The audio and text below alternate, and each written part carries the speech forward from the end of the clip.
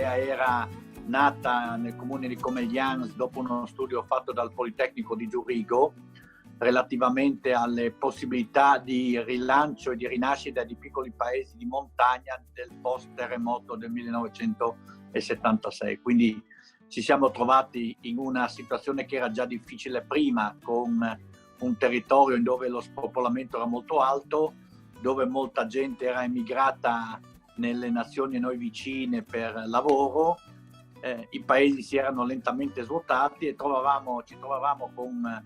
dei paesi ancora numericamente e caratteristicamente ancora molto importanti come volume e come qualità degli immobili, ma con pochissime persone. Da questa situazione nel post-terremoto nasce l'idea che oltre a ristrutturare le case, le fabbriche, le chiese, bisognava anche rilanciare le opportunità di sviluppo di questi paesi. Da qui nasce proprio questa idea dell'albergo diffuso, cioè quella di far diventare il paese un albergo.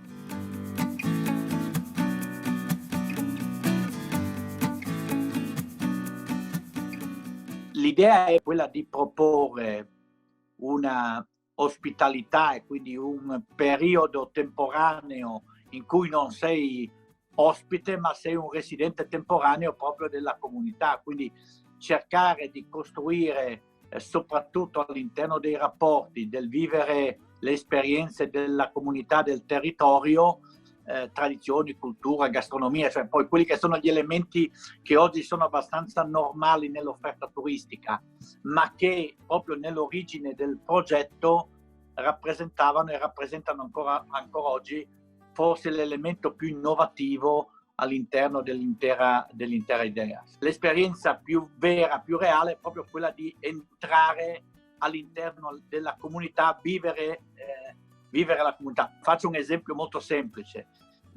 Alcuni amici che hanno preso casa a Sutrio, che frequentano anche abbastanza spesso, gli dicevo sempre: guardate che quando venite ricordatevi che noi la sera alle 18 prima di cena si va a prendere un bicchiere in osteria, quindi tu che vuoi vivere la comunità non puoi non essere partecipe, perché è un momento di incontro, di scambio di quello che si è fatto durante la giornata, di progetti, cioè non è solo andare a bere un bicchiere di buon vino, ma è un momento in cui ti trovi con la comunità, uno dei tanti, ma uno di quelle cose che devono essere vissute.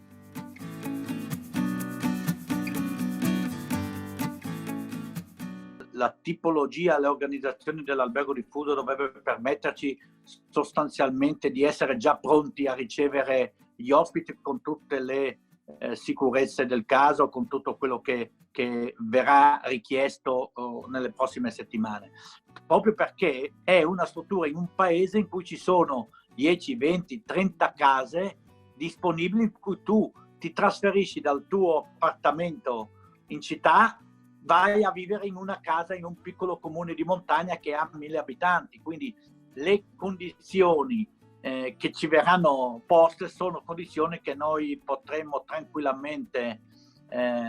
applicare, ma non andiamo a snaturare in realtà quello che è il tessuto complessivo dell'albergo, perché è un qualcosa che già di sé è diffuso, cioè si porta dietro nella parola, quindi sono case all'interno del borgo, qualcuna anche fuori del borgo, quindi proprio già distanti di per sé, e che ti permettono comunque di vivere l'esperienza, l'ospitalità sicuramente in piena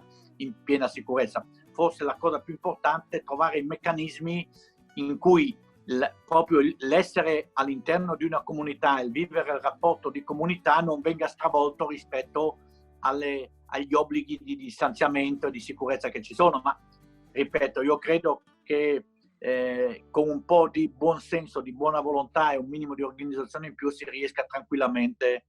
a fare un ottimo risultato e non snaturare l'idea dell'esperienza, dell'idea di esperienza nuova che è quella di vivere in un piccolo paese. Credo che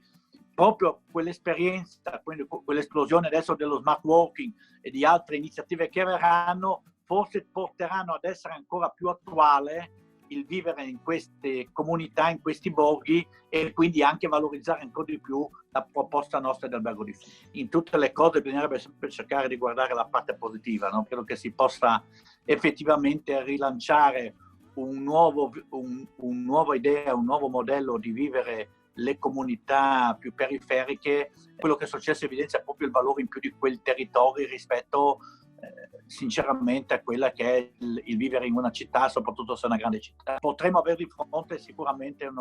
degli spazi di crescita, di miglioramento, di opportunità sicuramente nuovi.